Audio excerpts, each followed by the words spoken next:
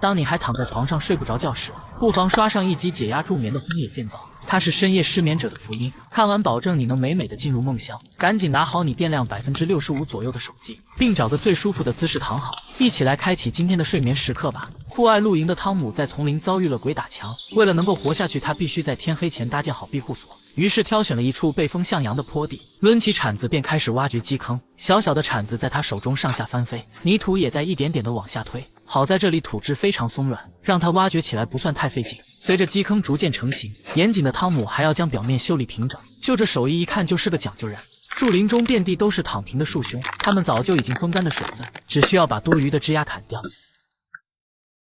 再用锯子锯成合適的長度，這就是大自然賜予的天然建材。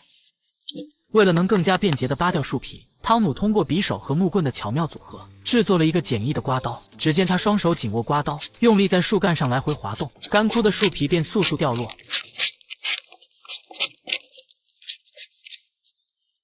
處理好的木材被整齊碼放在基坑邊緣，接下來他將2根原木堆疊起來，通過打孔工具將其貫穿，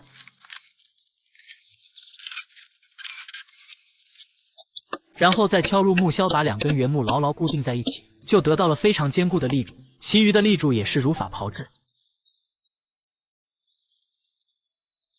在開始搭建之前，首先在地基的4個角挖出立柱坑，接着就可以將立柱依次插入支棱起來，四周再用泥土回填並夯實，確保立柱穩固不晃動。由於立柱之間存在縫隙，搭建牆體的材料只需在2頭鋸出角，就可以直接牢牢地卡入立柱的縫隙之中。如此巧妙的設計，無需額外固定便能緊密貼合，縫隙間再塞入一些苔蘚，就能確保牆體不會走漏半點風聲。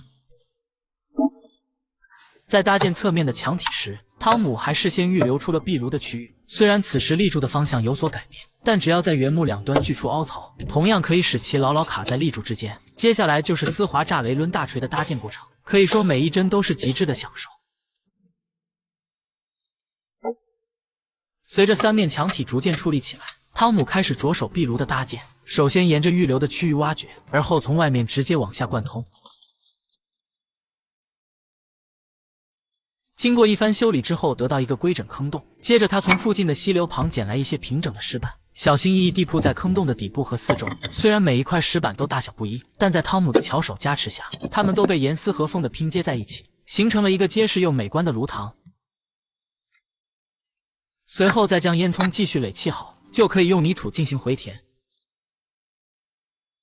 為了防止雨水灌入上面，再蓋上一塊石板，壁爐的搭建就算是大功告成了。接着湯姆才繼續前面牆體的搭建工作。首先支棱起立柱，預留好門框的位置。由於是半掩式的庇護所，因此還要挖好出入口的通道。而後就可以繼續牆體的搭建工作。為了增加室內的通風和採光，還要在牆上預留出窗口的位置。隨着牆體的逐漸成型，湯姆決定先把門板給制作好。只見他拿着鋸子走進叢林，一棵裂開的大樹被他看中，當即抄起鋸子鋸下扁平的部分。這不妥妥的一塊天然門板嗎？不過為了能夠安裝上去，還需要對木板進行一番加工，在兩端制作出插銷。完事後還安裝上了可轉動的門把手，就可以將門板給安裝到門框上。就這安全感妥妥的5顆星。接着就到了屋頂的搭建工作。只見湯姆先在牆上架上橫梁，然後根據立柱的位置在上面打孔，再敲入木釘，将橫梁牢牢固定在立柱上，這樣就能確保整個木屋結構的穩固性。完事後就可以拿來原木鋪設上去，對屋頂進行密封。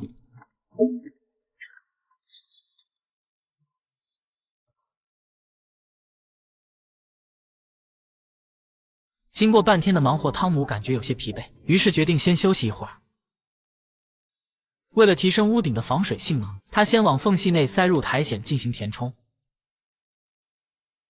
然後再摔上粘土，利用刮板用力的壓實，將縫隙完全覆蓋住。這樣一來，屋頂的密封性就大大增強了。僅是如此還遠遠不夠，只見湯姆又收集了一大堆的落葉，均勻地鋪設在屋頂的表面，接着又拿來松針覆蓋在落葉層上，形成天然的隔熱層。這樣一來，屋頂的隔熱和防水性能都得到了極大的提升。为了使木屋能與周邊環境融為一體，還需要對木屋進行一番巧妙的偽裝處理。只見湯姆先在屋頂上覆蓋上一層厚厚的泥土，接着就可以把草皮鋪設上去。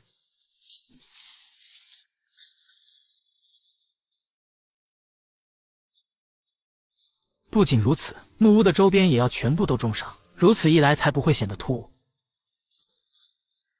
由於是半截入土的結構，還需要沿着木屋四周挖出排水的溝渠，防止雨水滲透進屋內影響居住。剛做完這些，森林就下起了雨。湯姆立即躲進木屋內，將壁爐點燃。